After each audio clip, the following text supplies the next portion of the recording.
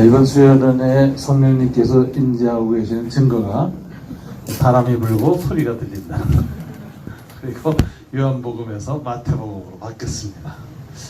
오늘 오후 내내 혼자 있으면서 살랑살랑 바람이 불었거든요. 성경 본문이 자꾸 딴 게 떠오르고 버텼는데 아까 밥 먹을 때 확 와가지고 밥 먹을 때 본문을 바꿨습니다. 그래서 오늘 이 마태복음 이 본문을 통해서 성령님의 음성이 들리고 거룩한 바람이 우리에게 불어온다고 이렇게 생각하고 믿음으로 섰습니다. 기도하고 말씀 나누겠습니다. 주님 감사합니다. 오늘 주님이 주신 말씀에 근거해서 이 수련회의 말씀을 증거합니다. 주님께서 허락하신 이 말씀을 통해서 우리 모두에게 깨달음이 있고 이 공동체 꼭 필요해서 주님이 이 말씀 주신 줄로 믿사오니 이 말씀 통해서 저희들을 믿음으로 온전케 되도록 도와주시옵소서. 예수님 이름으로 기도드립니다. 아멘. 마태복음 25장은 종말론입니다. 그래서 여기 비유가 이제 3개가 나와요. 맨 처음에 잘 아시는 대로 열처녀 비유 나오죠. 주님 보실 때 잠들었던 5처녀, 깨어있던 5처녀 이런 이야기 나오죠. 그 다음에 오늘 달란트 비유 나옵니다. 주님이 마지막에 달란트 받은 사람한테 결산하시는 모습 나오죠. 마지막에 양과 염소의 비유, 그래서 나중에 주님이 심판하시는 그런 내용도 나와요. 그러니까 다 종말론적 심판에 관한 비유입니다. 그래서 이제 마태복음 25장은 주님이 십자가에 죽기 전에 이제 하나님 나라가 이 땅에 어떻게 들어올 것인가에 관한 이야기예요. 근데 마태복음에는 크게 주님의 설교가 집중되어 있는 두 부분이 있어요. 그래서 하나는 초기 갈릴리에서의 설교들을 집대성돼서 컬렉션돼서 마태가 편집해 놓은 부분, 소위 산상보훈이라는 정말 마태복음 5, 6, 7장이 있고, 그 다음에 마지막에 이제 감난산에 앉아서 제자들과 마지막 나눈 이야기, 가르침이 있는 게 감난산 강화. 그런데 긴 이야기체의 설교, 그러니까 이제 디스코스라죠. 강화라고 하는 그 이야기가 있습니다. 오늘은 그 감난산 강화에 속하는 부분이에요. 그런데 산상보훈은 뭐냐면 우리가 어떻게 하면 하나님 나라에 들어갈 것인가가 초점이에요. 그래서 우리가 entering of kingdom of God, 하나님 나라에 들어가는 거. 그래서 거기 핵심 기절이 이제 유명한 기절이죠. 너의 의가 바리새인과 서기관의 의보다 더 낫지 아니하면 결단코 하나님 나라에 들어갈 수 없느니라. 바리새인보다 더 나은 의란 뭐냐? 그걸 설명하기 위해서 지금 10계명을 설명합니다. 옛사람들은 살인하지 말라, 간음하지 말라 하는 계명을 너희가 어떻게 지키느냐 이렇게 설명하고, 그들이 생각하는 율법사들이 생각했던 의하고 내가 말한 의의 차이를 얘기합니다. 그러면서 너의 의가 서기관과 바리새인들 옛날 율법 박사들이 가르쳤던 의보다 더 나은 의가 되어야만 하나님 나라 들어갈 수 있다 라고 함으로써 상상보훈의 핵심은 하나님 나라에 어떻게 우리가 들어갈 것이냐, entering of God, 하나님 나라에 어떻게 kingdom of God에 들어갈 것이냐 얘기해요. 그 들어가는 것에 관한 이야기는 이제 어제 니고데모를 통해서 주님이 우리에게 정돈을 많이 해줬습니다. 그런데 이제 이 감난산강은 거꾸로 coming of the kingdom of God, 하나님 나라가 어떻게 이 땅에 들어오느냐, 종말에 관한 이야기를 많이 하세요. 마지막에 하나님 나라 이 땅에 들어올 때 벌어질 일들, 첫째 기근, 지진 이런 재난이 오고 거짓 선지자도 나타나고 이런 데 종말에 관한 여러 가지 이야기들을 하시면서 최종의 종말론적 사건은 뭐냐, 하나님이 우리 모두를 낱낱이 1대1로 심판하신다 하는 이야기. 그래서 이제 오늘 25장이 주님의 나라가 이 땅에 들어왔을 때 벌어질 일들을 얘기하는 비유의 장입니다. 그래서 25장 1절이 이제 이렇게 돼 있죠. 그때 천국은 마치, 그래서 하나님 나라, 천국, 킹덤 오브 갓에 대한 비유를 3가지 하고 있습니다. 오늘 그 가운데 이제 달란트를 통해서, 달란트 비유를 통해서 주님이 하나님 나라에 대해서 우리에게 가르쳐 주는 것입니다. 오늘 이 비유에 나타난 하나님의 이 계시는 뭐냐? 마지막에 계산하신다는 거죠. 저와 여러분과 함께 다 우리의 삶을 하나님이 낱낱이 판단하고 계산하신다. 판단하신 하나님이 이제 오늘 계시의 핵심입니다. 저와 여러분을 주님께서 나중에 다 판단하십니다. 어떻게 살았는지. 이 세상에서의 삶 다 우리 판단하실 거예요. 우리 신앙생활 다 판단하실 텐데 그거 믿으세요? 판단하실 거라고? 아마 대부분 믿으실 거예요. 그렇게 믿는데 이제 문제는 그냥 판단의 기준이 뭐냐 이거죠. 이 판단의 기준을 우리가 알아야 거기에 맞춰서 살 거 아니에요. 주님이 우리의 삶을 판단하시는데 뭘 기준으로 우리의 삶을 판단하시는지 모른다면 주님을 믿고 살긴 하지만 우리의 삶을 어떻게 조절할지 우리가 모르는 거예요. 그래서 최종 주님이 우리의 삶을 판단하실 때 그 기준이 무엇인가를 오늘 본문에서 배우면 우리 인생살이에 큰 도움이 됩니다. 신앙생활에. 오늘 이 판단의 주인공이 된 사람이 누구냐? 한 달란트 받은 종이에요. 오늘 비유에 이제 세 사람 나와요. 5달란트, 2달란트, 1달란트 받은 종 나오는데 주인공이 누군지 아세요? 한 달란트 받은 종입니다. 그거 어떻게 할 수 있느냐? 주인공은 죽질 않아요. 영화 속에서. 끝까지 살아남아요. 근데 보면 5달란트, 2달란트 받은 종은 앞에 나왔다 그냥 사라진 엑스트라였어요. 조연이에요. 그럼 마지막까지 주님과 긴 대화를 나누고 신경을 곤두세우고 그리고 맨 마지막에 크게 비명 지르면서 사라지는 비운의 주인공. 이게 한 달란트 받은 종이에요. 이 한 달란트 받은 종을 통해서 주님은 우리한테 교훈을 주고 있습니다. 한 달란트 받은 종을 주님이 오늘 판단하시는데 판단 기준이 3가지예요. 형용사가. 여러분 맨 마지막 절 한번 30절 한번 다 같이 읽어볼까요? 시작. 이 무익한 종을 바깥 어두운 데 내쫓으라. 여기서 무익한 종. 이 한 달란트 받은 종을 판단할 때 주님이 어떤 기준으로 판단하냐? 네가 살면서 남한테 유익을 줬냐 안 줬느냐 이거예요. 하나님과 교회와 세상과 이웃에게 이 유익을 준 삶이냐 아니면 백해무익하고 막 해만 준 삶이냐. 그래서 저와 여러분이 이제 살 때 남한테 유익을 많이 줘야 돼요. 주변 사람들한테 유익한 사람, 교회에서 유익했던 종, 공동체에서 우리 사회에서 참 유익한 삶. 그 우리가 이제 그 기준을 맞춰야 됩니다. 거기에 맞춰서 하면 이제 이 사람처럼 이 무익한 종을 내쫓으라 이런 소리 안 들어요. 유익을 많이 끼쳐야 됩니다. 그 다음에 이제 2가지 형용사가 또 나와요. 어디에 나오냐? 26절에 나오죠. 다 같이 읽어볼까요? 그 주인이 대답하여 이르되 악하고 게으른 종아. 이제 2가지 형용사 나왔어요. 게으른 종. 이게 주님의 판단이에요. 그러니까 우리는 부지런해야 돼요. 성실해야 돼요. 성공한 삶이 중요하지 않습니다. 그건 결과일 뿐이고 주님은 결과보다 뭘 중요하냐? 태도. 삶의 태도.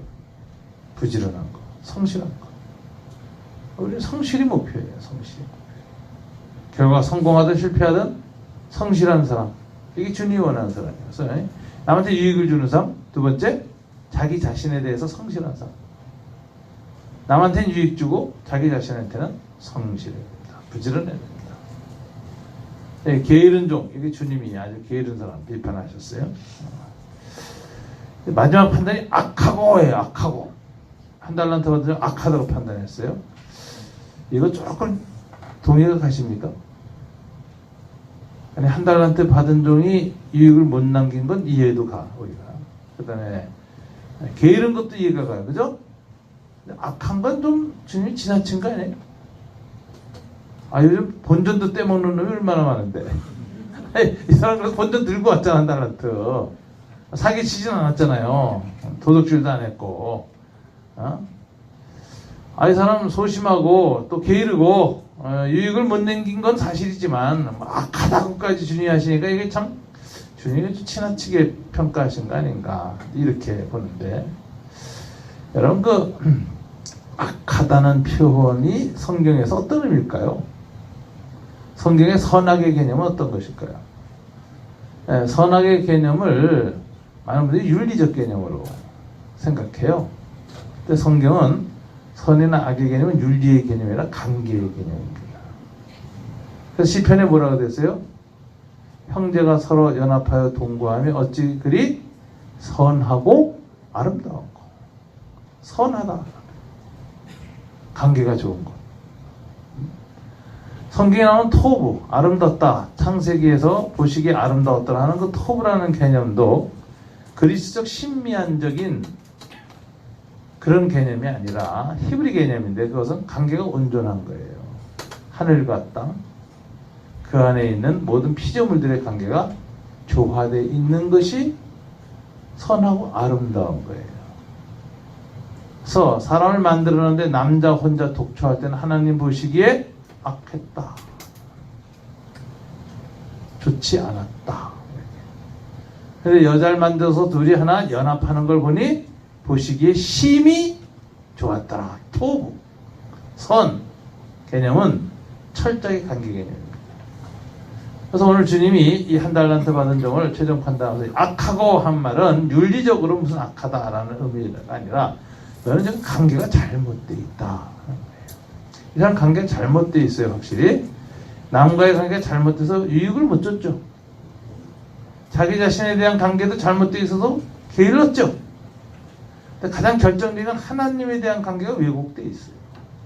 그래서 악한 지경, 소위 관계 왜곡 상태에 들어가 있다고 주님이 판단하시는 거예요. 그래서 이 사람이 하나님에 대해서 지금 어떻게 관계가 잘못되어 있는가 보면 이 사람이 24절에 하나님을 오랜만에 만났어요. 이 주인을. 그런데 뭐라고 말하는 거 보세요. 확실히 잘못되어 있습니다. 주인과의 관계가. 24절 다 같이 읽어볼까요? 한 달란트 받았던 자는 와서 이르되 주인이여 당신은 굳은 사람이라 심지 않은 데서 거두고 해치지 않아서 모으는 줄을 내가 알았으므로. 첫째, 신관이 이게 상당히 문제가 있어요. 지금 주인에 대한 관점이 두 가지예요. 첫째, 당신은 인색한 신이다. 풍성하신 하나님 좋아하네. 냉소적이야. 하나님 뭘 풍성해 늘. 딴 사람한테는 풍성했는지 모르지만 내가 겪은 하나님은 나한테 늘 인색했어. 그래서 내가 알았으므로가 이게 지적인 나름이 아니라 체험에서 한 인격적 암을 가르치거든요. 그러니까 평생 당신을 주인으로 섬기고 한 달란트 받아서 종노릇하고 다 했는데 내가 섬긴 기간 동안에 내가 체험해서 깨닫게 당신은 어떤 사람인가? 인색한 신이야. 그 다음에 이렇게 다짜고짜 오랜만에 만나자마자 목에 꽉 차있던 말을 그냥 직발로 내보는 겁니다. 인사도 안 했어요. 주인님 멀리서 오시나구나 고생하셨습니까? 오래간만에 인사도 안 해요. 그만큼 꽉 찼어. 큐티를 너무 많이 한 거야. 하나님에서 하고 싶은 말이 꽉 찬 거야 지금.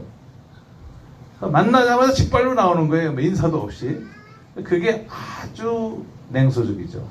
당신은 인색한 신이요.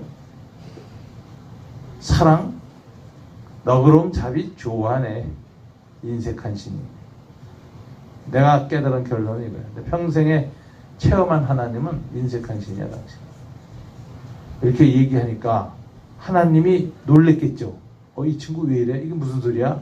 얼굴에 뜨악한 표정이 떠오르니까 설명을 해줘야 될 거 아니에요. 왜 인색한 신이라고 자기가 했는지. 그래서 그 다음에 설명이 더 가관입니다. 뭐라고 설명하느냐? 보세요.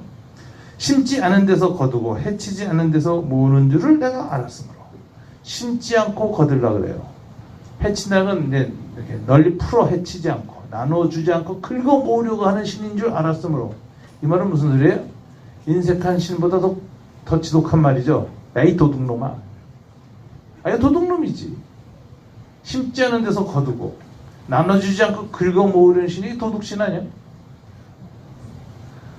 이 사람 지금 하나님을 딱 보자마자 하는 말. 당신이 인색한 신이 있구만. 야, 이 도둑놈아. 이 사람 지금 확실히 악해요. 그죠? 악마적인 뒤틀림이 일어났어. 하나님에 대해서.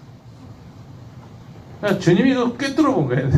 너 지금 속이 나와의 관계, 이웃과의 관계도 뒤틀렸고 너 자신에 대한 관계도 뒤틀렸는데 더 결정적인 것은 나에 대한 관계가 뒤집어졌다.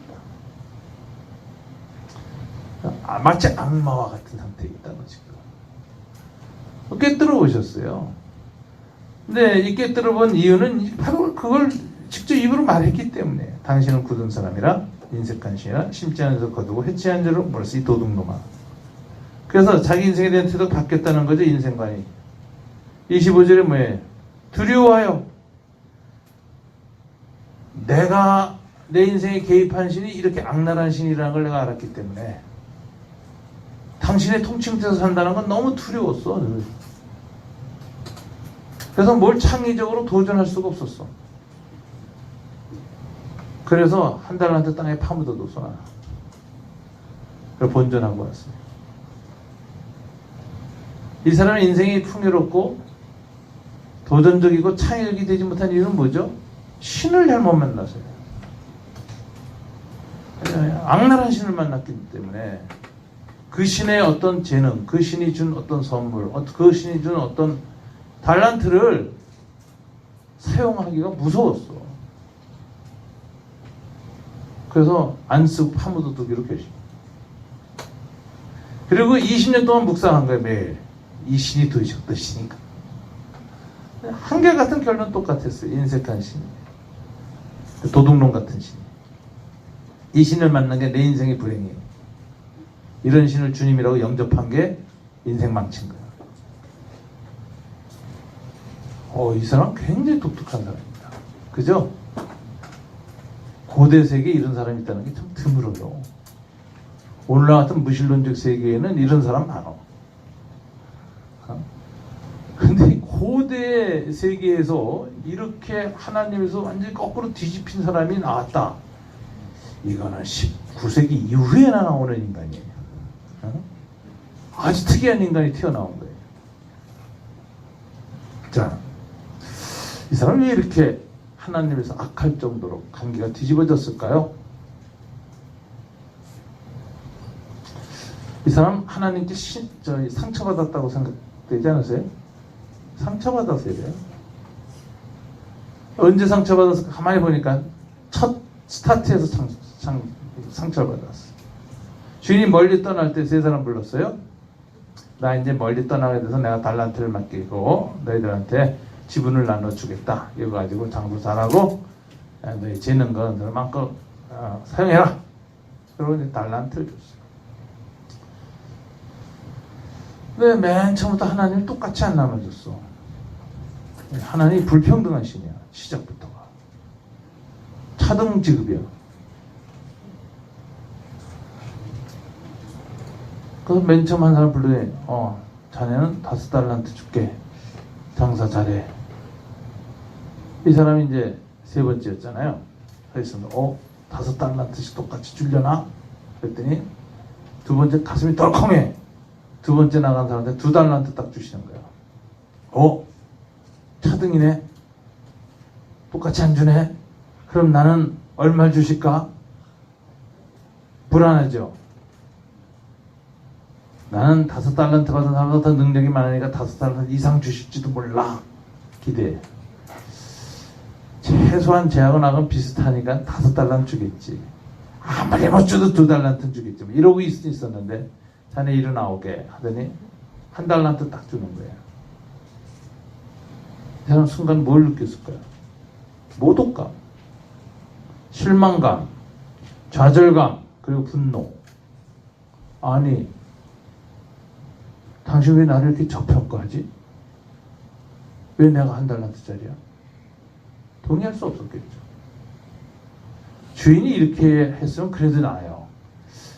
내가 자네들의 능력을 한번 테스트 해보고 테스트 결과에 따라서 나눠주겠네. 그러고 이제 1달란트씩 나누고 장사해봐.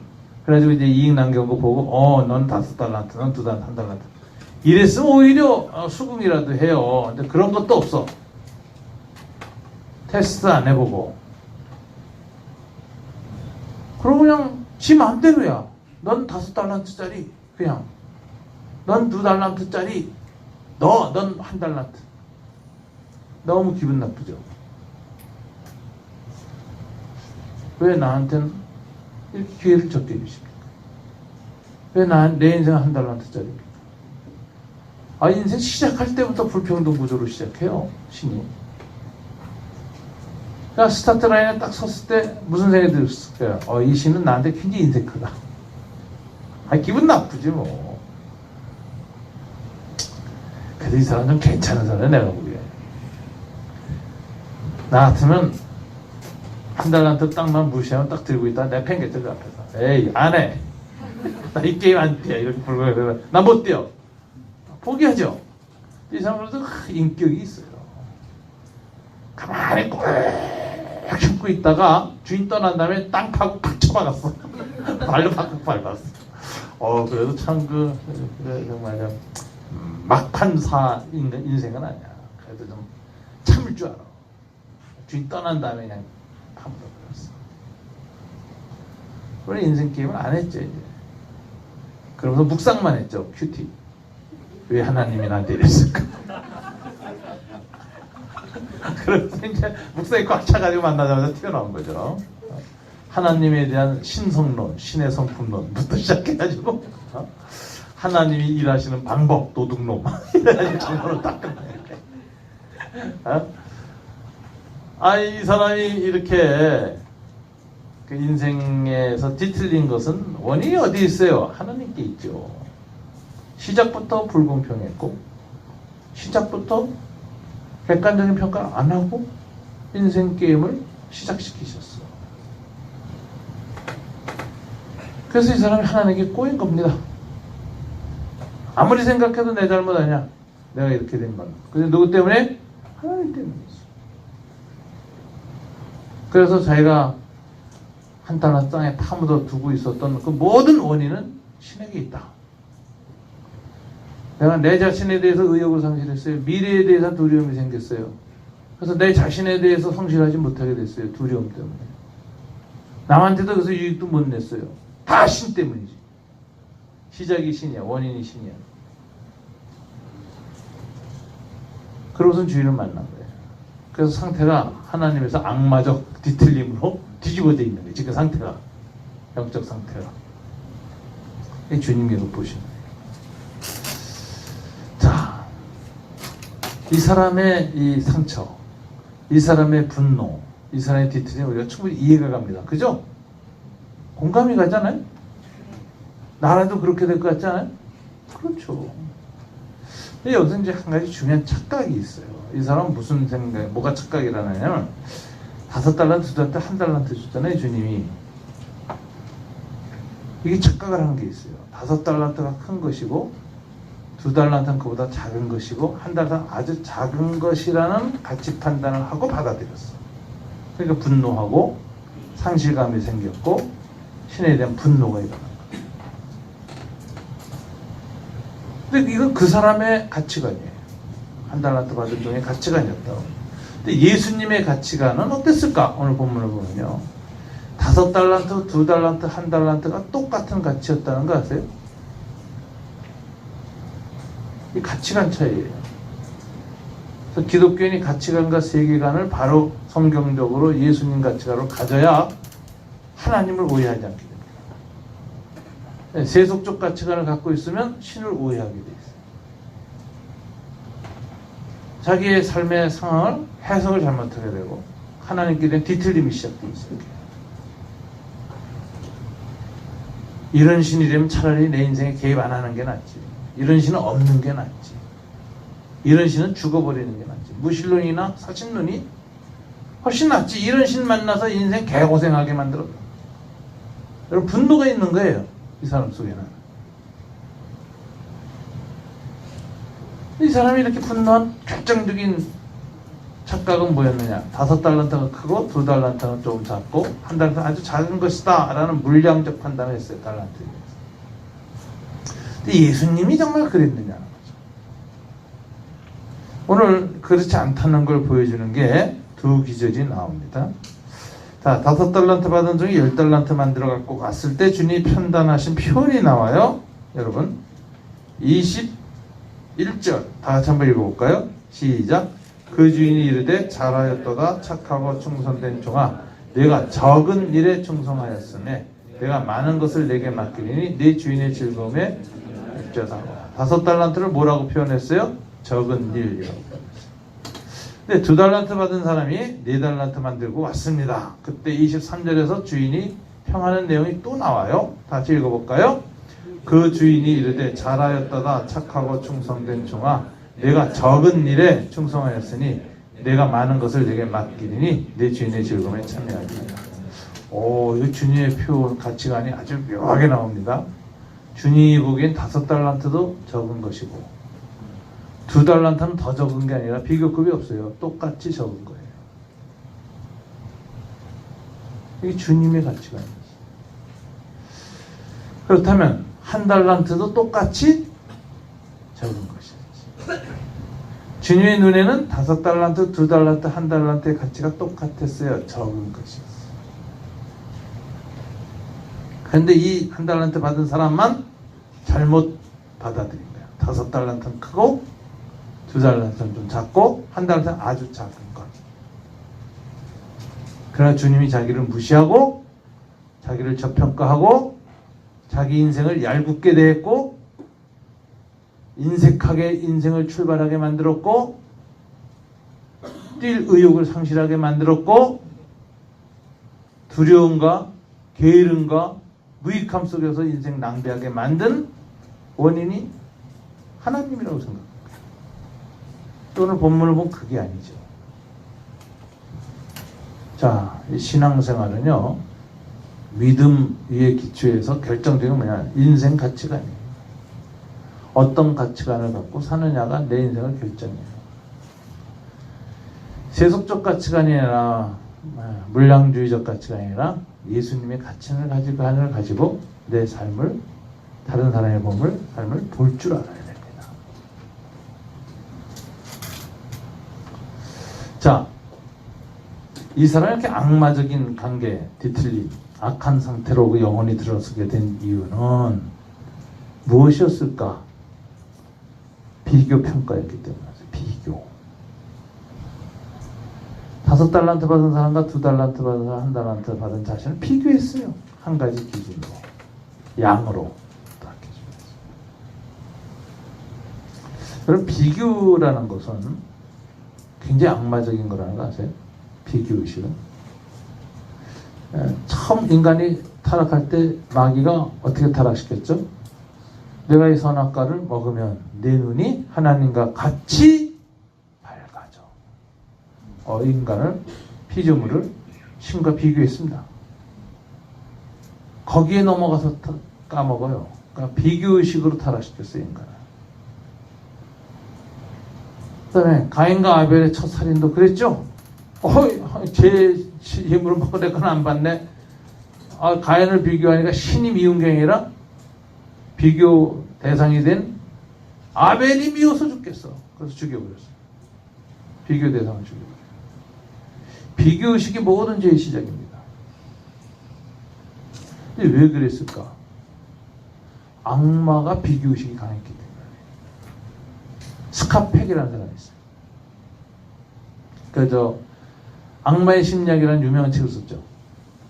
이 사람은 세계적인 인문주의적, 기독교적인, 그 다음에 심리학자, 분석학자, 유명해요. 전 세계에. 이 사람 책 굉장히 많고, 이 사람은 최근 불신자들도 많이 봐요. 인문학서적으로. 이 사람의 초기 책 중에 가장 깜짝 놀랄 만한 책이 스카펙의 악의 심리학이에요. 번역은 우리나라의 거짓의 사람들인가 뭐 이렇게 나왔을 거예요. 근데 그 부제가 악마의 심리학이에요. 근데 그 내용은 무슨 내용이냐? 이 사람이, 이 심리학자는 정신분석 쪽에서는 마귀의 실제를 믿지 않는 사람이 대부분이다. 99%예요. 그래서 어떻게 해석하느냐? 악마에 걸렸다, 뭐 이런 행동을 하는 사람들을 보면 이건 정신적인 해리 현상, 정신분열 현상이 여러 가지 충격, 스트레스 또 뭐 이런 것 때문에 생겼는데, 그 분열증을 표현하는 방식이 자기의 종교적 배경을 갖고 표현하는 거다 이거예요. 기독교인은 정신분열을 이렇게 악마와 천사 뭐 이런 식으로 표현하는 거고, 불교도는 또 그런 식으로 표현 안 해. 불교적 종교 용어로 표현하고. 그러니까 표현이 문화 종교적인 표현을 할 뿐이지 실제로 악마가 존재하지는 않는다. 이렇게 보는 게 대부분의 정신분석이들이에요. 그게 귀신 들림을 인정 안 하고 귀신 들림 현상만 인정해요. 귀신 들림 현상이라고 말해요. 귀신 들림이라고 얘기 안 해요. 왜냐하면 귀신을 안 믿기 때문에. 사탄도 안 믿기 때문에. 물론 신도 안 믿지. 이게 일반적인 정신분석들이 내용하는 태도죠. 근데 스카펙은 아주 보기 드물게 신의 존재를 인정하는 사람이고 악마의 실제도 인정하는 사람이 빨리 체험한 사람이에요. 유명한 그 책은 이제 어떻게 나왔느냐. 한 사람이 귀신 들린 사람을 만나요. 근데 이건 정말 해리 현상이나 그 종교적 해리 현상이 뭐 이렇게 종교적 문화적으로 다 표현된 게 아니라 진짜 귀신이라는 악의 실체가 그 안에 들어가 있는 걸 발견합니다. 그래서 분석 중에 악마가 드러나요. 자기를 부려요. 마치 이제 그 엑소시즘 하듯이 드러나요. 그런 현실을 만나서 이제 얼굴이 변하고 목소리가 변하고 제3의 인격이 튀어나오면 여러분 어떻게 하실까요? 나자렛 예수의 이름으로 명하는 귀신아 물러가는데 이러겠죠? 당장 놀래고 떨리면서 충격받고. 근데 이 스카펙은 굉장히 지적이고 굉장히 냉정한 크리스찬이에요. 난 이렇게 냉정한 사람은 처음 봤어요. 역대 그 아주 냉정한 사람도 참 많더라고요. 조지 워싱턴 굉장히 재미난 사람이에요. 죽을 때 자기 맥박을 쥐고 있었어요. 그래놓고 멈췄다 그러고 죽었어요. 굉장히 자기 죽고 나서 객관적으로 측량했던 굉장히 독특한 사람이에요. 근데 난 그 사람보다 더 이 냉정한 사람이 난 스카펙이라고 봐요. 냉철한 지성을 가진 사람인데 귀신이 탁 튀어나오니까 흥분하지도 놀라지도 귀신 쫓으려고도 하지 않고 귀신과 대화를 시작해요. 왜 대화했을까요? 귀신 들린 사람하고 대화를 하다가 그 안에 있는 인격적 실체가 툭 튀어나왔을 때 또 그 악마라고 스스로 주장하는 그 인격적 실체와 대화를 해요. 뭘 규명했을까요? 악마의 내면 심리를 파악합니다. 그래서 소위 이중분석에 성공했다는 유명한 책이죠. 악마에 걸린 사람이 악마의 이중 심리 두 가지 동시에 분석해냈어요. 근데 악마를 분석하고 났더니 그 내용이 뭐냐면 마귀의 분석이 뭐냐면 나르시시즘이에요. 나르시스는 시랍의 신화죠. 자기가 너무 아름다웠어. 물속에 있는 비친 자기 모습이 너무 아름다워서 자기 우상숭배, 자기 이찬에 빠져 넉리고 바라보다 죽었어. 그래서 수선화가 핀 거죠. 이게 나르시스 얘기 아니에요? 악마가 왜 타락했는가? 그는 하나님 만든 최고의 피조물이었어요. 천사장이었어요. 너무 전능했고 피조물 중에 최고 전능했어요. 가장 아름다웠어요. 가장 완벽했어요. 그래서 자기 모습을 보니까 너무 아름다운 거야. 너무 완벽한 거야. 너무 전능한 거야. 자기 우상성에 빠졌어요. 나르시스. 그러고 나니까 더 위대하고 더 아름답고 더 전능한 존재가 객관적으로 존재하든 말든 상관없이 인정할 수가 없어. 그래서 그 존재를 부정했어요. 그래서 쿠데타를 시작한 거예요. 그래서 타락한 거예요. 그렇게 해서 마귀가 됐어요. 악마의 심리학을 분석할 때니 악마가 왜 타락하는가 분석해요. 나르시즘 장애. 나르시스트. 마귀는 나르시즘에 빠졌다. 인간의 나이 참 마귀나 비슷해요. 마귀도 하나님과 비교해서 더 완전하고 전능한 존재라고 하는 비교의식에 빠져서 나르시시즘에 빠져버려가지고 타락을 했기 때문에 인간을 타락시킬 때도 자기의 나르시시즘을 인간에게 집어넣는 거예요. 그걸 유혹하는 거예요. 그래서 타락하고 그리고 첫 살인을 범하는 거예요. 그래서 이 자기 우상성이라는 게 이제 가장 첫 범죄의 시작입니다. 마귀가 그 존재가 되었고, 이 나르시시즘은 잘 그 보여주는 일화가 있어요. 난 그저 뭐 이렇게 스카펙의 이중 분석도 필요 없는 것 같아요. 읽고 나서 보니까 너무 쉬운 얘기야. 아이고, 마녀 이야기 있잖아, 마녀 이야기. 마녀가 매일 새벽에 일어나면 거울 보고 뭐라 그래요? 거울아, 거울아, 이 세상에서 누가 제일 이쁘니? 그래서 그 유명한 거미라는 화두가 있잖아요. 여러분이 거 해보시고 좀 이따 미 해보세요. 내가 이행시를 지어볼게. 시작. 거울아, 거울아, 이 세상에서 누가 제일 이쁘니? 미친년 또 지나가네. 거울이 못 견딘 거야. 이 마녀의 이 나르시시즘에. 이 마녀 이야기를 보면요. 마녀의 본질이 뭔가 알아요. 나르시시즘. 그래서 더 이쁜 백성공주 못 견디는 거예요. 죽이는 거예요. 이게 마귀, 천사장이 마귀가 된 이유예요. 모든 살인의 첫 아비가 된 이유예요. 그러니까 모든 악의 본질은 뭐냐면은 자기 우상성. 자기 우상성이 만들어내는 게 뭐냐 하면은 비교의식이에요. 그래서 비교의식이 강한 사람은 양가 감정을 가져요. 두 개의 감정. 뭐냐. 비교에서 우위가 있을 때에는 교만함. 비교에서 열등할 때에는 열등감에 빠져요. 그래서 비교의식의 두 얼굴의 사나이, 두 얼굴의 여자, 우월감과 열등감. 즉, 그 열등감이 심한 사람은 반드시 나중에 교만해집니다. 열등감이 심했기 때문에 보상받고 싶어요. 그러다 어느 날 인생에서 남보다 우월한 거 한 가지 나와요. 끊임없이 그걸 가지고 확인시키면서 자기 위로를 하고 자기 정체성을 회복하고 자기 안정화를 꾀합니다. 그래서 끊임없이 학벌 얘기하는 사람이 있어요. 나 스카이 나왔어. 나 이화 대학 나온 여자야. 이런 식으로. 나 이대 나온 여자. 유명한 화두였죠. 끊임없이 학벌 얘기하는 사람이 있어요. 끊임없이 돈 얘기하는 사람이 있어요. 비교의가 돈밖에 없어서. 끊임없이 자식 얘기하는 사람이 있어요. 자식이 비교의니까. 왜 그럴까요? 왜 지나치게 그럴까요? 그건 열등감 때문에. 열등감 보상을 그걸로 하는 거예요. 그래서 인간은 열등감이 이렇게 심한 사람은 아니에요. 틀림없이 다른 뭘로 굉장히 교만해집니다. 그리고 교만했던 사람은 한번 꺾이면 바로 자살로 들어갑니다. 그래서 잘 나가던 사람이 갑자기 자살하는 거예요, 대부분. 바닥에서 반납 기었던 인간은 자살 잘 안 해. 높은 데 있던 사람이 한번 추락하면 그냥 자살해버려요. 여러분, 이 비교의식 이야기를 했는데, 남자하고 여자 중에 누가 더 비교의식이 강할까요? 대체로. 성경에 보면 여자예요. 마귀가 알았어. 그래서 여자부터 꼬시는 거야, 비교의식으로. 여자가 약하다는 거야. 여자가 왜 이렇게 비교의식이 남자보다 강할까요?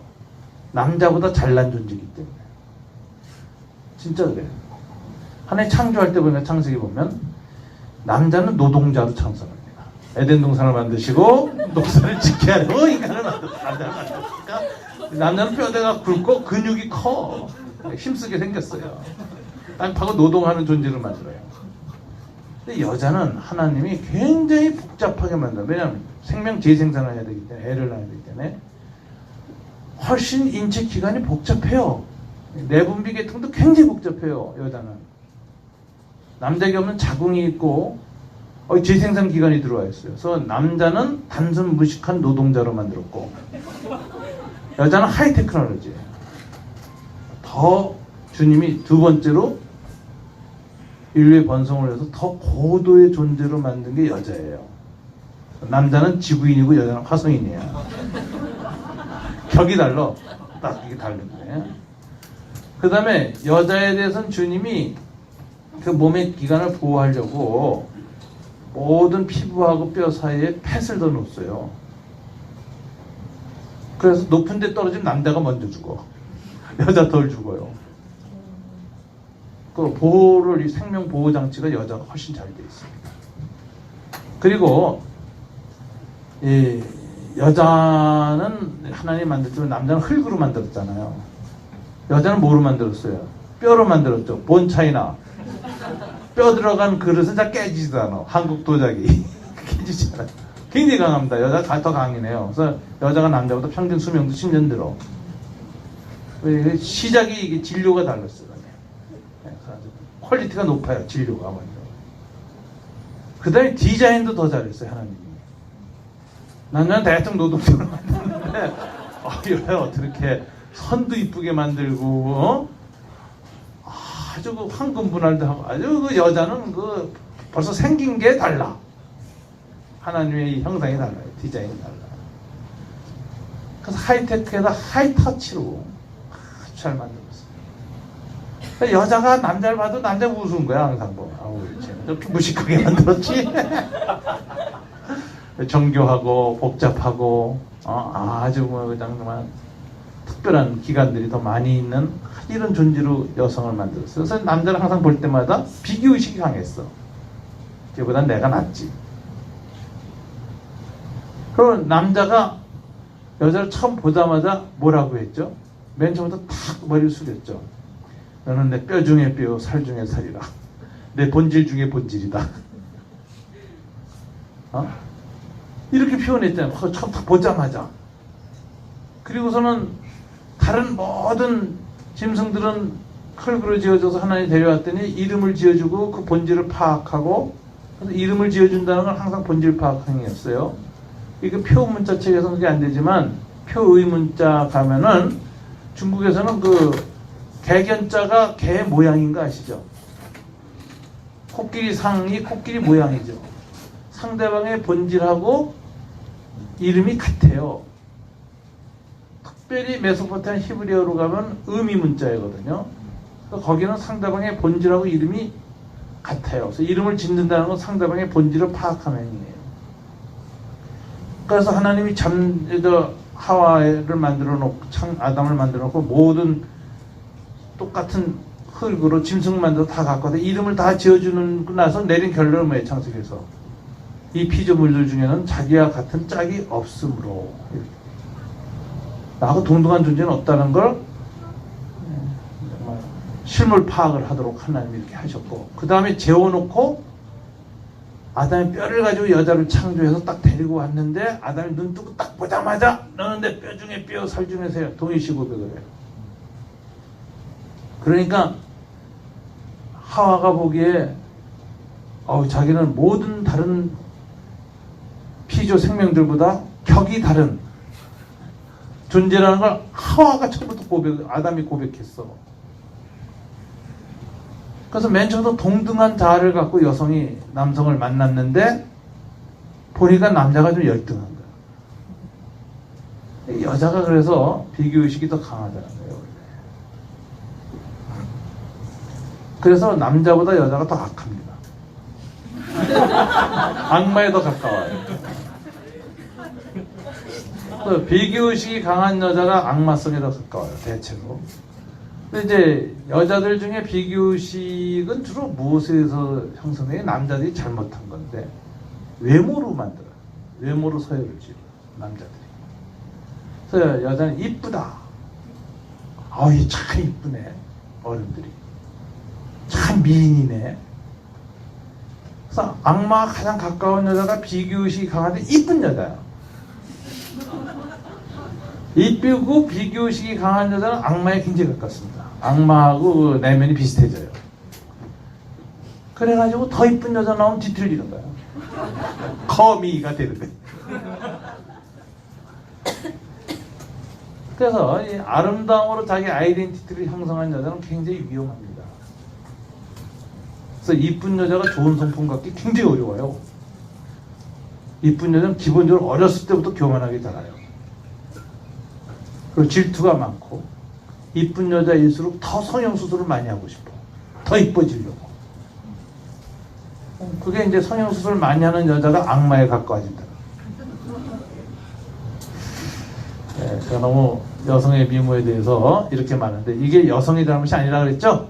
남자들이 이 아름다움으로 서열을 메웠던 여자의 서열을 가치를 결정했던 가부장적 남성 중심 문화에서 만든 왜곡이 여자를 그렇게 만들었어요. 그럼 남자는 여자보다 덜 악하고 덜 비교의식이 있는 것 같은데 남자 중에서 비교의식이 강하고 그 다음에 악마에 가까워져가는 남자는 어떤 남자냐? 공부 잘하는 남자.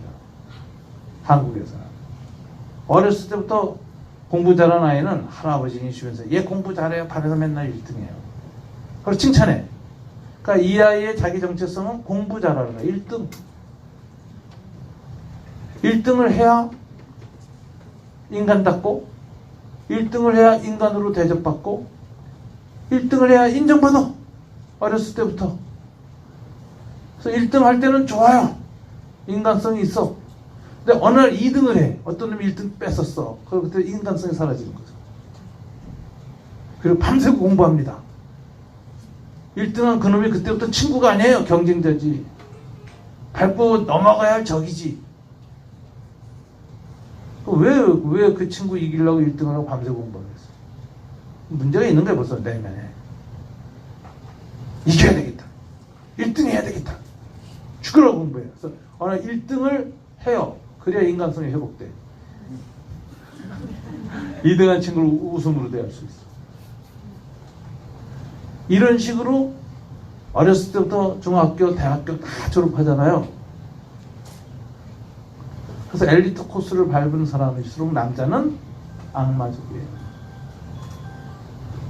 힘과 권력과 비교 우위를 추구하고 시간을 자기 성숙, 자기 완성, 자기 강화를 위해서 계속 자기한테 재투자하지 절대로 옆에 사람한테, 친구한테, 여자한테, 아내한테 투자 안 합니다. 심지어 자식한테도 안 해요. 자기한테 투자. 그래서 그렇게 엘리트 의식이 강한 여자, 남자한테 딸 씹어내는 거 아니에요. 그거 왜냐면 그 인간은 저거 뱀파이어예요, 뱀파이어. 아내 피 다 빨아먹어요, 에너지. 자기 성장에서, 자기 성공에서. 자식도 능력 있는 놈 아니면 자식이 아니야. 자기 같은 놈만 자식이야. 공부 못하고 능력 떨어지는 자식으로 보지도 않아요. 열등한 놈. 자, 이렇게 비교의식이 강하고 비교 우위를 강조하는 문화가 자유, 자본주의, 경쟁, 글로벌 경쟁 소사이어티예요. 그 개인주의에다가 경쟁사회에다가 또 글로벌 경쟁을 해서 살아남아야 되고 1등만이 아름다고 2등은 의미 없다. 이런 가치관 속에서 거기에 세뇌도 자라나는 우리 아이들, 나 자신의 모습을 다 살다 보니까 어쩔 수 없이 그 체제 속에서 동화돼서 그렇게 살다 보면 우리의 내면은 악마적으로 돼요. 인간성을 팔아. 그게 오늘 우리가 사는 현실이에요.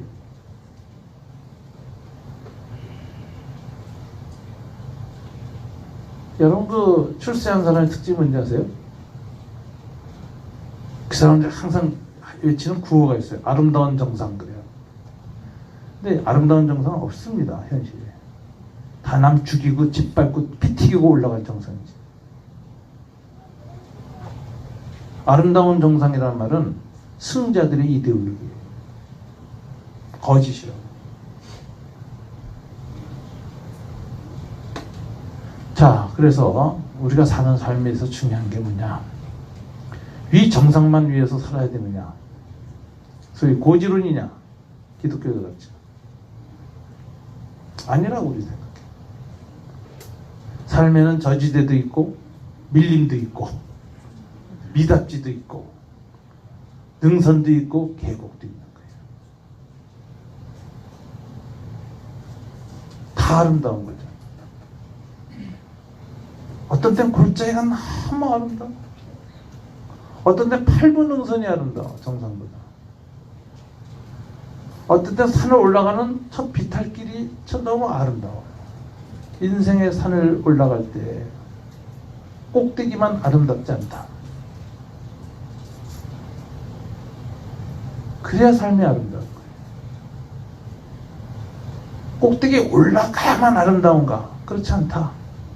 중간중간에 멈춰 쉴 때도 너무 아름답다.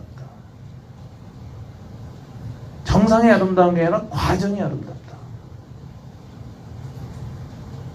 이렇게 살아야 되는데 이 마귀와 사탄의 경쟁 질서가 지배하는 자유자본주의 시장경제 사회에서는 무한 경쟁을 요구해요. 경쟁할 때 누구한테 연민을 갖거나 약한 사람 도와주다가는 같이 망해. 속도가 떨어져서. 속도 경쟁 사회예요. 남한테 조금의 마음이나 연민을 주면 안 돼요. 속도가 떨어져. 자기한테만 집중해. 그래서 자기 강화에만 무지 힘을 써야 성공했어. 그래서 지난 세기에 가장 많이 팔린 책이 자기계발서 아닙니까? 무한한 자기 강화. 그래서 인간은 나르시시즘에 사로잡히기 시작하고 거기에 성공한 사람은 다 존경받고 존경받는 CEO가 되고 연봉이 얼마짜리가 되고 강연에 초청받고 사람들이 주목하고 그 사람의 인생처럼 다 쫓아가려고 해요.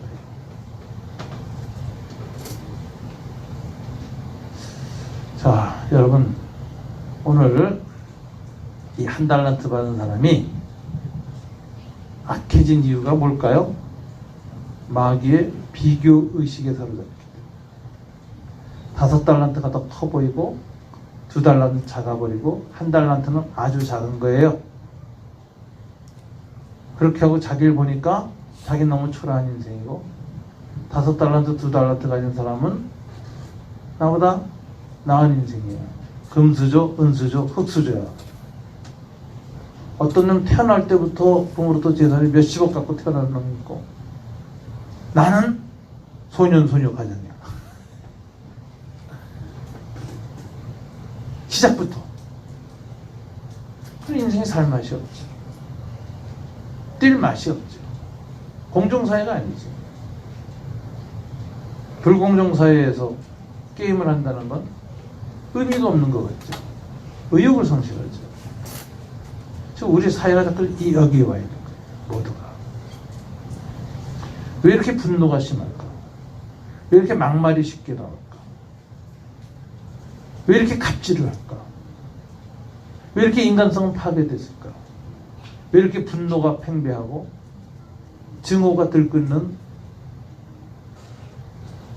사회가 됐을까? 이건 다 악마화된 거예요. 여기서 가치관의 문제가 나요.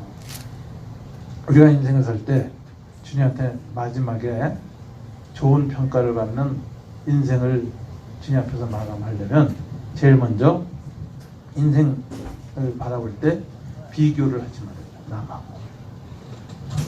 1달란트 받은 분이 이랬으면 어땠을까요? 이 사람이 좀 단순해. 그래서 한 사람이 5달란트 주시네. 야, 주님 5달란트 주시네. 좋습니다. 하고 박수 쳤어. 누구 2달란트 줬어요. 어우, 2달란트 주시네. 박수 쳤어요. 주님 1달란트 줬어. 어머, 너무 좋아요. 1달란트 보고 너무 행복한 거야. 그리고 1달란트 열심히 가지고 장사를 했어요. 그때 시간이 지나니까 2달란트가 됐어. 그래서 주님을 만났어. 근데 주님이 인생의 마지막만 오시지 않잖아요. 중간중간 성령으로 임재하시잖아요. 중간 결산하시잖아요. 한 주일 혹은 한 달마다 한 번씩 내 인생을 돌이켜보게 하시고 주님 앞에 다시 한번 재조정하게 하시는 만남을 주님이 하시잖아요. 끝에만 오시지 않고. 그리스도의 특권이죠. 신이 인생의 끄트머리나 역사의 끄트머리에만 오는 게 아니라 자주 내 삶에 개입하시고 임재하시고 코람되어 그 하나님 앞에서 내 삶을 돌이켜보게 하시는 은총을 주신다. 이게 그리스도의 특권이에요. 하나님 앞에서 결산을 하니까 하나님 앞에 야, 너 어떻게 살았냐? 오랜만이다. 주님 1달란트 가지고요 열심히 살았더니 행복하게 살았더니요 2달란트 됐어요. 그럼 주님이 뭐라 그럴까요? 착하고 충성된 종아, 내가 작은 것에 충성하였으니 많은 것을 받으라. 2달란트 줘요. 주님은 10달란트나 4달란트나 2달란트 똑같이 많은 거예요. 비교급이 없어요, 주님에게는. 왜? 주님은 비교의식이 없기 때문에. 각자의 달란트 가지고 성실히 최선을 다하는 것에 주님은 너무 기뻐하시고 축복하시고. 주님이 비교의식이 없어요. 우리가 비교의식이 없어요. 그래서 주님이 축복을 하니까 1달란트 받아 2달란트 받고 아우 또 감사해요 주님. 그러고서 2달란트 열심히 했어요. 그랬더니 주님 또 만났어. 그런 사람 주님 자주 만나요. 또 만났더니 너 어떻게 사느냐? 4달란트 됐어요. 그러니까 그래 내가 4달란트 내가 또 주마. 그래서 다음 만날 때는 8달란트 16달란트 32달란트 64달란트 128달란트 256달란트 512달란트입니다. 주님을 만날 때마다 주님의 은총이 넘쳐요. 그래서 남한테 유익을 많이 남기는 삶을 살게 돼요. 막판에 자기 자신은 점점 더 성실해져. 자기 맡은 1달란트에 최선을 다하게 돼요. 그리고 주님에 대해서 늘 감사하고 1달란트 준 신 앞에서 항상 풍성하신 하나님으로 찬양하고 그리고 그것을 가지고 행복하고 기쁘게 살아요. 갈수록 더 풍성해져요. 이게 하나님의 나라의 원리예요. 근데 이 원리를 못 누리고 세상의 비교의식과 혹은 열등감과 좌절감 가운데서 자기를 바라보고 있는 사람은 그 삶에서 실패합니다. 여러분 모차르트하고 살리에리 얘기 아시죠? 아마데우스라는 영화 혹시 보셨어요? 젊은 분들은 모르는 영화에 한번 보세요. 거기 살리에리라는 사람인데 대단한 은총 달란트를 하나 주셨어요. 천지를 알아보는 1달란트 주셨어. 근데 이 사람이 모차르트를 보니까 천재인데 5달란트 가진 거야.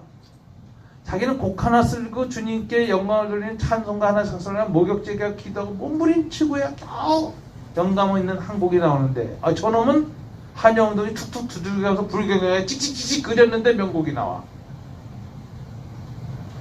살리에리가 분노하죠. 그래가지고 그 영화에서 살리에리가 모차르트를 암살하는 걸로 나와요. 독살시키는 걸로. 그럼 맨 마지막에 악권이죠. 살리에리가 늙었을 때 머리가 하얗게 빠졌는데 얼굴이 마귀처럼 변해가지고 죽을 때 하나님께 이렇게 말합니다. 하나님, 그 모차르트 내가 죽였어요. 이러면서 흉측한 마귀 얼굴을 하면서 당신이야말로 불공평합니다. 이러고 죽어요.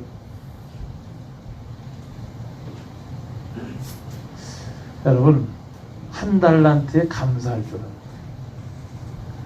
1달란트에 만족해야 돼요. 5달란트, 2달란트 물량적 비교를 하면서 하나님이 내게 너무 달란트 적게 줬다고 분노하는 사람은 아까처럼 마귀의 틀에 걸립니다. 비교의 틀에 걸립니다. 주님 나 좀 부잣집에 태어나게 하지. 이렇게 소년소녀 가장으로 태어나게 하셨어요. 부자인 친구하고 나는 흑수저고 저 사람 금수저라고 비교하지 마시고, 아니 돈은 그렇다 치고 건강이라도 좀 주셔야지. 나는 왜 이렇게 건강도 약하게 해주세요. 그러지 마시고, 아니 건강은 그렇다 치고 외모라도 좀 달라게 해주셨어야지. 그 왜 이렇게 엉망진창으로 만드셨어요. 그렇게 자기 달란트,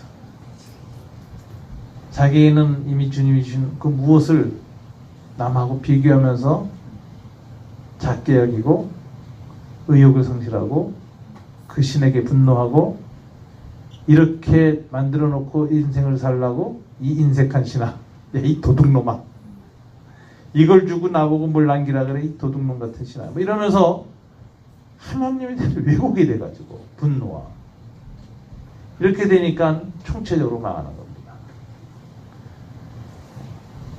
유익을 못 주고 자기 자신에 대해서 의욕상실에서 게을러졌고 영혼은 악해졌어요. 너무 불쌍해요. 누구 탓일까요? 하나님 탓인가요?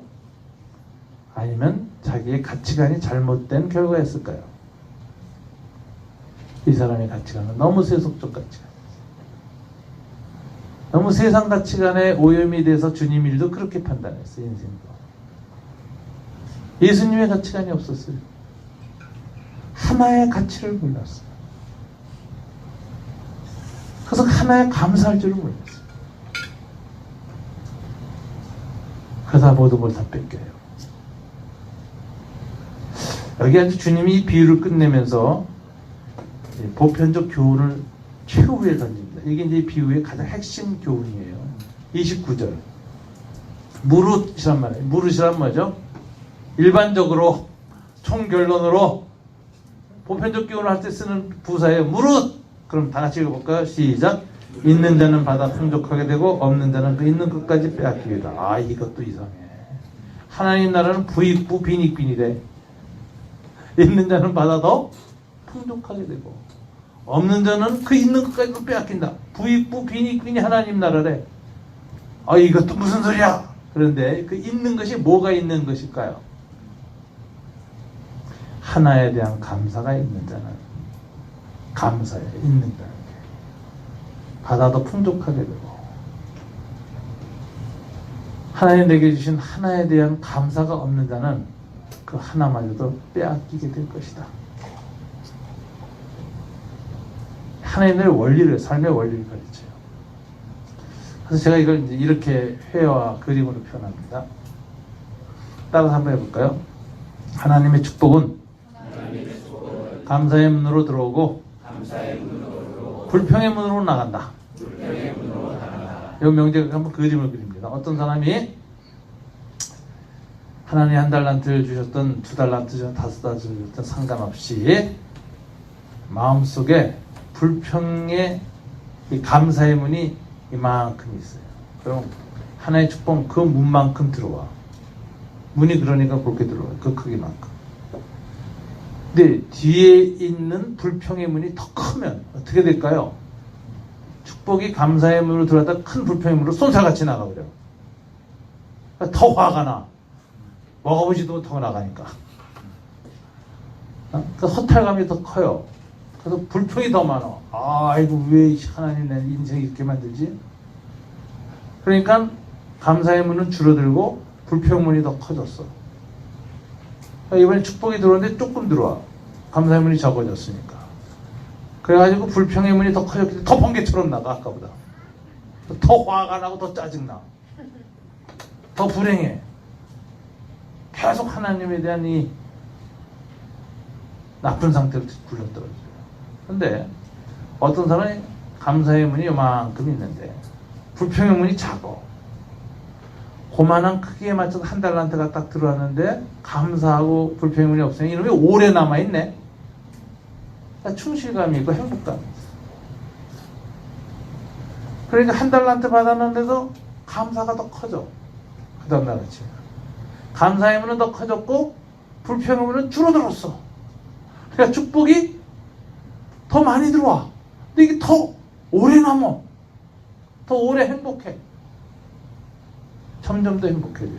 이게 결론이에요. 무릇 감사함이 있는 자는 더 받아 풍족하게 돼요. 감사함이 없는 자는 있는 것마저 빼앗기게 돼요. 여러분이 하나에 감사하셔야 됩니다. 그 감사함이 없으면 그 있는 것마저 빼앗겨요. 더 불행해져요. 하나의 인생을 대하는 태도예요. 그래서 여러분, 갈수록 더 행복이 풍성한 삶을 살아야 돼요. 더 감사가 풍성한 삶을 살아야 돼요. 더 인생의 의미가 충실하고, 누가 뭐라든 내 인생이 너무 행복해서 건강에 약한데도, 돈이 없는데도, 가진 것이 별로 없는데 너무 행복해서 감사가 넘쳐 흐르는, 그리고 더 행복해지는, 이게 하나님 나라의 풍성한 삶이에요.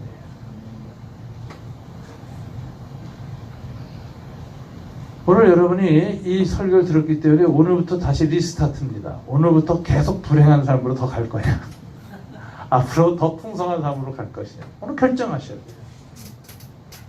이제부터 하나님 이 원리를 적용시켰어요. 들었기 때문에. 무릇 있는 자는 받아 풍족하여요. 뭐가? 감사합니다.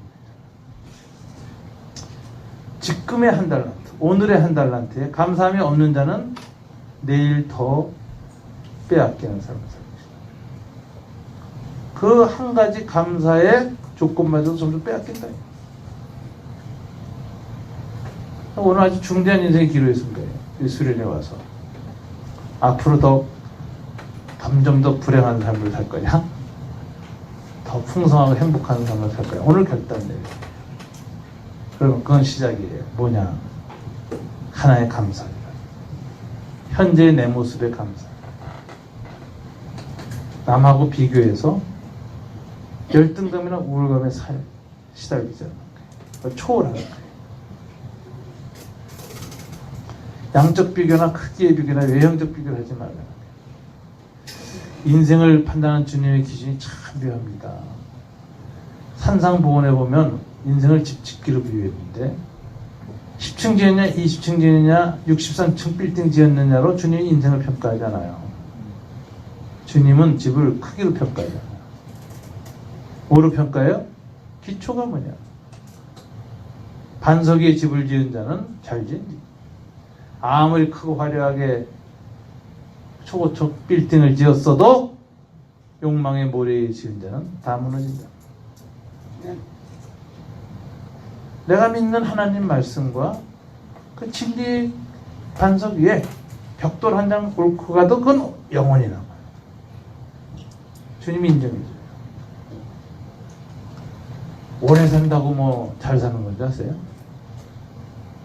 인생에 와서 시간의 달란트를 적게 받아서 일찍 죽어도 벽돌 몇 장 진리에 진실하게 믿음으로 잘 얹혀놓고 하면 그것은 주님이 영원히 가치가 있는 거예요. 하늘나라에 남아요. 오래 살는데 욕심 많고 능력 많고 재주 많고 거짓말 잘하고 비교의식에 충만하고 욕망의 모래에 엄청난 초고속 빌딩 트럼프처럼 지었어도 어느 날 딱 주님 앞에 갈 때는 다 무너져요. 주님이 그래요. 주님은 인생을 크기로 결정하지 않는다. 기초로 결정. 또 불로 심판한다는 비유가 고린도후서에 나와요. 그때는 뭐예요? 퀄리티로 결정해. 나무로 지었느냐 귀금속으로 지었느냐. 크기가 중요하잖아요. 어떤 재료로 지었느냐. 순수한 성령 안에서의 믿음과 양심과 빛나는 보석 같은 믿음으로 지은 집은 불타지 않고 다 남지만 아무리 크고 화렵게 지어둬서 하나님의 심판의 불에 타버릴 죄의 재료로 지은 집은 다 불타고 없어집니다. 주님은 집을 기초와 퀄리티로 결정합니다. 우리는 항상 몇 층짜리냐 몇 평짜리냐 이걸로 결정하죠. 인생을 보는 주님의 가치관이 이렇게 다릅니다. 우리가 똑같이 예수 믿고 살면서 왜 이렇게 많이 불행할까? 한 공동체에서 함께 대학 생활에 전도도 했고 신앙생활 했고 또 선교도 했고 또 뭐 직장 생활 했고 하는데 살다 보니까 김 장로는 뭐 굉장히 잘 됐고 똑같이 사는데 나는 뭐 어려운 일이 많고 뭐 힘들고 저 집은 뭐 나하고 똑같이 헌신했는데 내가 더 헌신한 건데 저 집 아들은 잘 되고 내 우리 아들은 좀 안 되고 이런 식으로 비교하고 우울해지고 하나님은 저 사람한테는 풍성한 삶인데 나한테는 얄궂은 삶 하나님이네? 인색한 주냐? 나 인생 살 때 주님 뭐 보탬이 된 적이 없어. 밤낮 힘들었지. 정말 이런 하나님 만난 건 내 인생에 왕 재수 없는 순간이었어. 이게 살다 보면요 남하고 비교 우위를 정하다 보면요, 마귀의 시험에 드는 거예요. 악마적인 불평과 분노로 빠지는 거예요. 신에 대한 원망과 저주가 시작돼요. 그래서 주님은 마지막에 우리의 인생을 판단하십니다. 세 가지 기준이죠. 남한테 얼마나 많은 이유를 주는가, 얼마나 자기 자신에 대해서 성실해. 관계예요, 관계. 이웃과의 관계, 자기 자신과의 관계, 근데 하나님과의 관계가 얼마나 선한가. 근데 그 결정적인 것이 오늘 본문에서 뭐예요? 하나에 대한 감사가 있느냐 없느냐. 지금 내가 갖고 있는 하나를 감사하기 시작해야 됩니다. 내 인생에서 감사의 문이 열려야 돼요. 그래 하나의 축복이 들어오고, 감사의 문 크기만큼 들어오고, 불평의 문 크기만큼 나가기 때문에 불평의 문이 좁아져야 돼요. 감사로 꽉 차요. 은혜도 마찬가지인지 아세요? 하나님의 지성소의 문은 코드가 있어요. 함부로 안 열려요. 시골 사람이 서울에 와가지고 문이라고 써 있어서 이리 오너라 할 때 안 열려. 이놈들이 귀가 먹었나? 발로 쳐도 안 열리고 두들겨도 안 열려요. 땡겨도 안 열리고 밀어도 안 열려요. 이런 문이 다 있어. 앞에 보니까 발자국이 있어. 에라 모르겠다고 바짝바짝에 다가갔더니 센서가 있어가지고 차게 열려. 자동문. 지성소의 문에 센서 있다는 거 아세요? 센서가 있어야 그냥 안 열려요. 근데 이 센서는 뭘 감지하냐? 인간 체온을 감지하는 게 아니라 우리 안에 감사가 있느냐 없느냐를 감지해요. 그래서 시편은 뭐라고 했어요? 감사함으로 그 문에 들어가냐. 감사함으로 섰을 때만 성전의 지성소는 열리고 하나님의 은혜가 들어가요. 은총의 영역으로 들어갈 수가 있습니다. 감사함으로만 하나님의 문으로 들어가요. 감사한 자한테만 하나의 축복을. 남하고 비교하고 판단하고 열등감 갖거나 우월감 갖는 사람은 시간이 지날수록 악해집니다. 저는 요즘 여자들 얼굴을 좀 많이 보네요. 교회를 내가 많이 보고 많은 청년 때부터, 저도 뭐 청년 운동한 사람이라 학생 운동하고 평생 그렇게 청년 때도 다 봤어요. 여자 나이들이 언제 변하면 50대 넘어가면서 탁 변해. 나 깜짝 놀랐어요. 근데 그때 변하는 건 외모가 변하는 게 아니에요. 살아온 인생의 내면의 얼굴, 마음이 얼굴에 나타나요. 아, 복부인 많이 한 여자는 욕심 사는 얼굴이 탁 나오고, 이해관계에 민감하고, 손해보면 확 뒤틀려.